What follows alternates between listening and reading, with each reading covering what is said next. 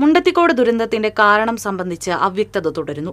കരിമരുന്ന് കൊളുത്താൻ ഉപയോഗിക്കുന്ന തിരി കെട്ടുന്നതിനിടെ കനത്ത ചൂട് മൂലമുണ്ടായ തീപ്പൊരിയാകാം വൻ സ്ഫോടനത്തിലേക്ക് നയിച്ചതെന്ന് കരുതപ്പെടുന്നു. സ്ഫോടനം സംബന്ധിച്ച് ഫോറൻസിക് വിദഗ്ധരുടെ സഹായത്തോടെ വിശദമായ അന്വേഷണം പുരോഗമിക്കുകയാണ്. അപകടത്തിൽ നിന്ന് രക്ഷപ്പെട്ടവരിൽ നിന്നും പോലീസ് മൊഴിയെടുത്തിട്ടുണ്ട്. ഈ മൊഴികളിൽ നിന്നുള്ള സൂചന പ്രകാരം തിരി വാരിക്കെട്ടുന്നതിനിടെ കനത്ത ചൂട് മൂലം തീപ്പൊരി ഉണ്ടായതായി കരുതുന്നു. അമിട്ട്, ഡൈന, കുഴിമിന്നൽ തുടങ്ങിയവയിൽ കരിമരുന്ന് കൊളുത്താൻ ഉപയോഗിക്കുന്ന തിരി വെടിക്കെട്ട് പുരയ്ക്ക് സമീപം കൂട്ടത്തോടെ ഉണക്കാനിട്ടിരുന്നു. രാസലായനിയിൽ മുക്കിയ ശേഷം പായയിലിട്ടാണ് ഇവ ഉണക്കിയെടുക്കുക. കടുത്ത വെയിലിൽ തിരി വേഗം ഉണങ്ങി. വൈകിട്ട് 3 മണിക്ക് ശേഷമാണ് ഇവ ഒന്നിച്ചു വാരിക്കെട്ടാൻ തുടങ്ങിയത്. ഇതിനിടെ പെട്ടെന്ന് തീപ്പൊരിയുണ്ടായി ആളിക്കത്തിയെന്നാണ് മൊഴിയിലെ സൂചന. വാരിക്കെട്ടുന്നയാൾ തിരി നിലത്തിട്ട് ഓടിയെങ്കിലും നിമിഷനേരം കൊണ്ട് മറ്റ് വെടിക്കെട്ട് സാമഗ്രികളിലേക്ക് തീ ആളിപ്പടർന്നു.